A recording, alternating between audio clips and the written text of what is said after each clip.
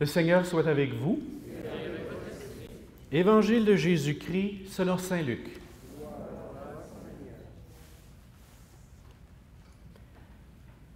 De grandes foules faisaient route avec Jésus.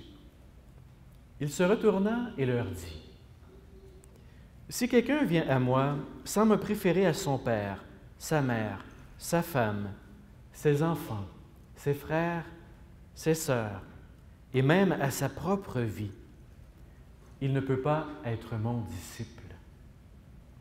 Celui qui ne porte pas sa croix pour marcher derrière moi ne peut pas être mon disciple. Quel est celui d'entre vous qui veut bâtir une tour et qui ne commence pas par s'asseoir pour calculer la dépense et voir s'il a de quoi aller jusqu'au bout? Car s'il pose les fondations et ne peut pas achever, tous ceux qui le verront se moqueront de lui. Voilà un homme qui commence à bâtir et qui ne peut pas achever. Et quel est le roi qui part en guerre contre un autre roi et qui ne commence pas par s'asseoir pour voir s'il peut, avec 10 000 hommes, affronter l'autre qui vient l'attaquer avec 20 000? S'il ne le peut pas, il envoie, pendant que l'autre est encore loin, une délégation pour demander la paix. De même, celui d'entre vous qui ne renonce pas à tout ce qui lui appartient ne peut pas être mon disciple. Acclamons la parole de Dieu. Louange à toi, Seigneur Jésus.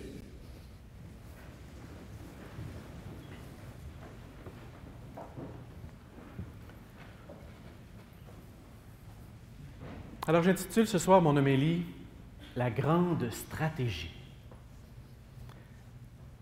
Je pense que dès qu'on regarde un petit peu l'actualité, dès qu'on ouvre un petit peu les yeux, on ne peut pas faire autrement que d'être frappé régulièrement par les situations qui se vivent de guerre dans beaucoup de pays. Tant et si bien qu'on a l'impression que dès qu'une guerre est terminée, il y en a presque une autre qui commence immédiatement. Ces temps-ci, évidemment, on entend beaucoup parler de la guerre en Syrie. Et d'ailleurs, on a été invité par le pape François à prier pour que la paix s'établisse en Syrie. Et on voit le président américain, les Russes, les Français, tout le monde un peu autour de la situation, ils réfléchissent à qu'est-ce qu'ils vont faire.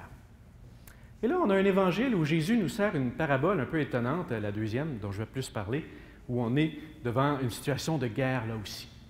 J'aimerais ça avec nous ce soir, qu'on puisse réfléchir ensemble sur comment cet évangile peut nous inviter à devenir des vrais disciples de Jésus.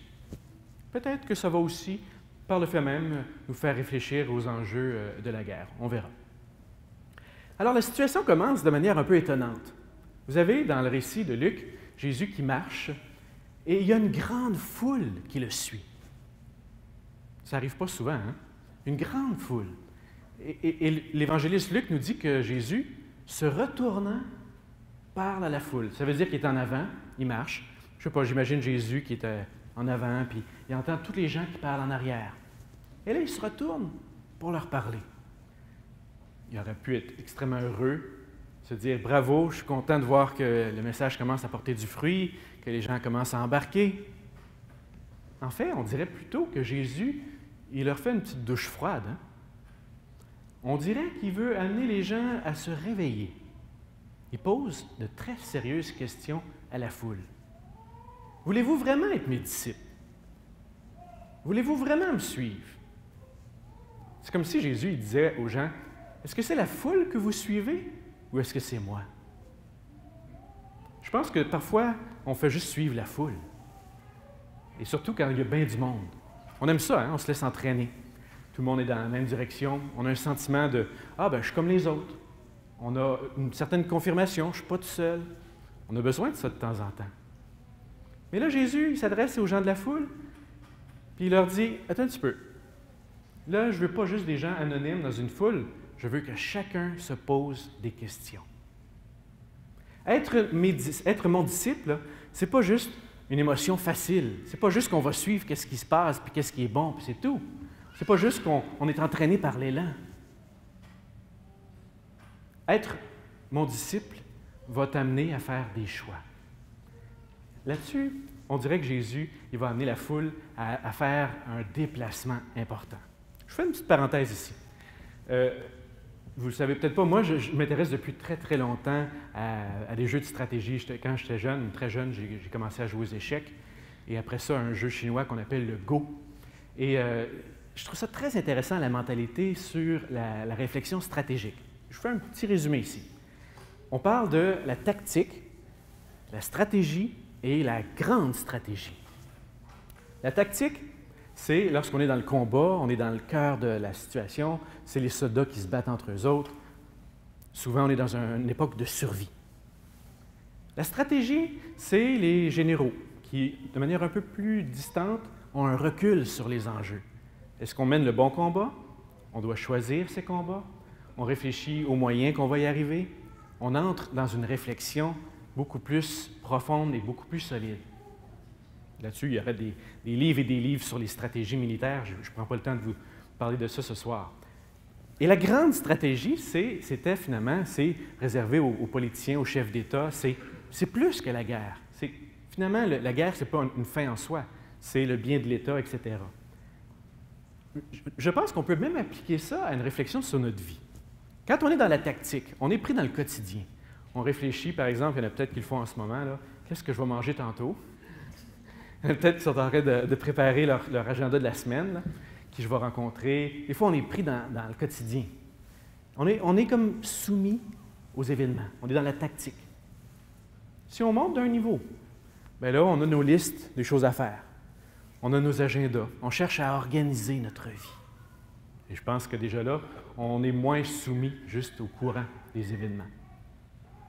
On pourrait penser qu'une posture de grande stratégie serait une espèce de posture philosophique ou de sagesse, une posture de spiritualité aussi, où on réfléchit au sens de notre vie. Je ne veux pas juste faire des combats, des décisions, faire des chemins parce que c'est comme ça, mais pourquoi et dans quel but et quel est le sens de tout ça? Alors, fin de ma parenthèse, mais j'y reviens. Jésus, il y a devant lui une foule de gens qui suivent un petit peu, qui suivent le courant, qui sont dans la tactique, puis ils suivent les événements. Et là, il les amène à aller à la stratégie. Avez-vous réfléchi, mes amis, à tout ce que ça implique d'être disciple? Parce qu'être disciple, c'est un combat.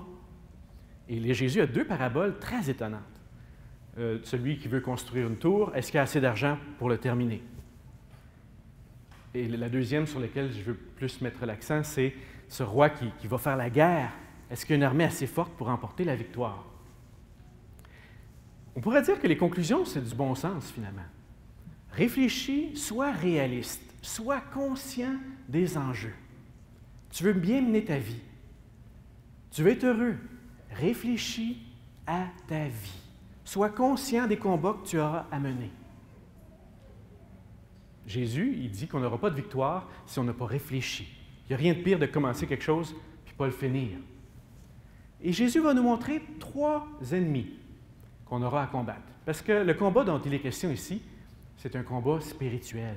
On n'a pas d'adversaire ou de gens à tuer ou à combattre. On a un combat intérieur à mener pour être disciple jusqu'au bout. Et il nomme 3 adversaires. 1, les attachements. Les attachements aux personnes. Nos parents, frères et sœurs, nos enfants, nos amis. Évidemment, ce n'est pas des choses mauvaises. Jésus n'est pas contre ça, évidemment. Le problème, c'est quand l'attachement est trop important.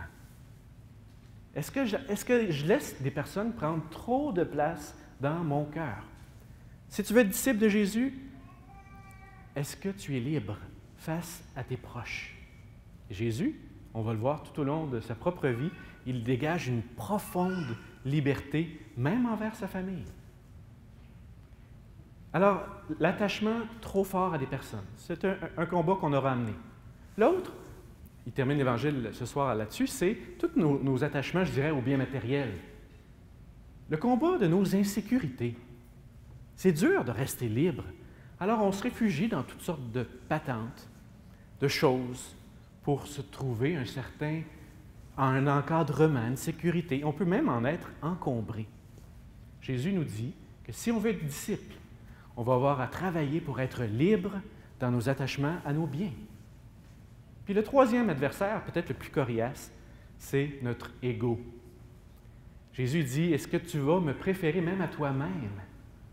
Est-ce que tu me donnes même la première place? Alors, si tu veux être mon disciple, es-tu prêt même à te décentrer de toi-même? C'est un appel radical. Alors, quand on voit tout ça, on se dit, bien, Jésus, finalement, il nous rend un fier service ce soir.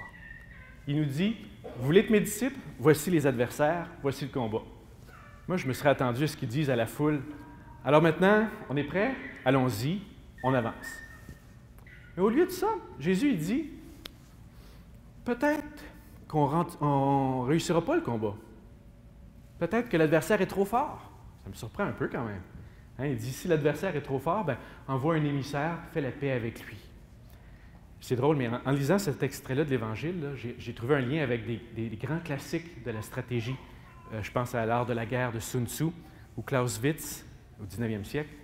Mais il y en a un, entre autres, c'est les 36 stratagèmes militaires. C'est écrit en Chine il y a 2500 ans. Le 36e stratagème, ça nous dit ceci. Si l'adversaire est plus fort que toi, tu as 3 choix. Ou tu capitules, c'est une défaite totale. Ou tu négocies la paix, c'est une demi-défaite. Ou tu t'enfuis, et là, ce n'est pas une défaite du tout. Je trouve ça intéressant. Jésus, il donne les 2 premières options, mais pas la 3e. Hein? Il dit, ou bien tu perds, ou tu négocies. Et ça voudrait dire que les adversaires sont trop forts et qu'on ne pourra pas gagner finalement. Est-ce que Jésus est en train de dire que le combat pour être ses disciples est perdu d'avance? Moi, je pense que non. Je pense que Jésus, il fait un test à la foi de ses auditeurs. Voulez-vous rester, messieurs, mesdames, à une simple logique humaine, une sagesse humaine, où là, on évalue. Ça vaut-il la peine d'être croyant ou pas? C'est-tu avantageux de suivre Jésus ou pas? On fait nos colonnes de pour, nos colonnes de contre, et voilà. Après ça, on se dit, je suis capable ou pas? Finalement, la question devient simple. On la réduit à un enjeu rationnel. Évidemment, être disciple, c'est plus que ça. Et je pense que Jésus, il veut nous dire, puis ça rejoint la première lecture, là, que la vraie sagesse, c'est plus que simplement une colonne de pour et de contre et de raison. C'est un engagement de foi. Et là, il va proposer de passer à un autre niveau que j'appelle la grande stratégie. Peut-être que nos combats humains sont sans issue. Peut-être qu'on est toujours coincé et qu'on n'arrive pas vraiment à s'en sortir. Peut-être que le plus qu'on peut faire dans nos vies, même au niveau personnel, ça ressemble à des demi-victoires. Mais être disciple de Jésus, ce n'est pas juste des demi-victoires.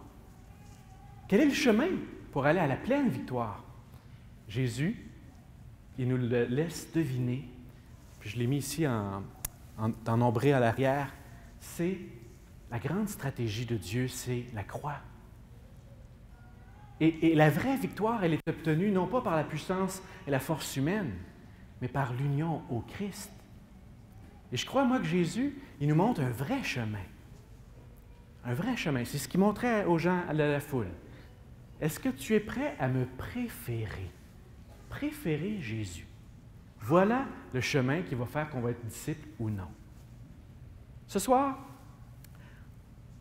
je termine avec ça, on a le même enjeu chacun d'entre nous. Le mystère de la croix, la réponse de Jésus, elle n'est pas une réponse logique, mais c'est une réponse profonde et devant laquelle on est encore et encore amené à se positionner.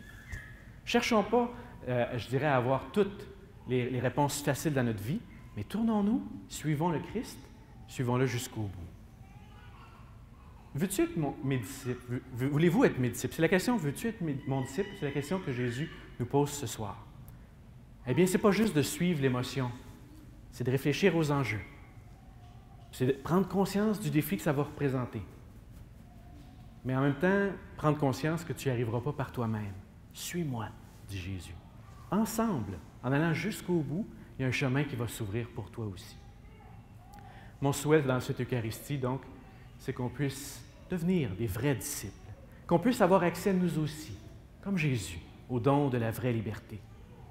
Demandons-lui cette grâce pour être, nous aussi, à sa suite, des porteurs de vie.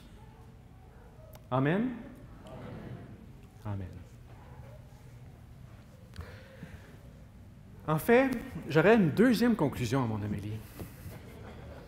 Je voulais vous faire une autre petite parenthèse. Mais je ne peux pas ne pas dire un petit mot sur ce qui nous habite dans l'actualité sur la Syrie. Je voulais rajouter quelque chose là-dessus. Évidemment, les chefs politiciens font des évaluations, justement comme dans l'Évangile. On a-t-il une force assez grande, pas assez grande?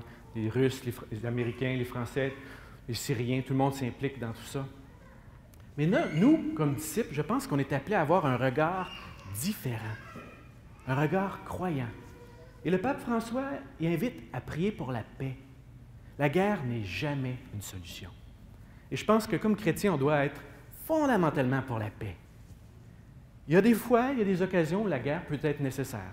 L'Église le reconnaît elle-même aussi, en légitime défense ou pour aider des gens qui sont complètement démunis. Puis est-ce que c'est ça actuellement? On a bien de la misère à se faire une opinion réelle sur l'enjeu de ce qui se passe en Syrie. Moi, je nous invite à chercher à comprendre, au-delà des votes en guerre et les discours tout faits, là, cherchons à comprendre les enjeux.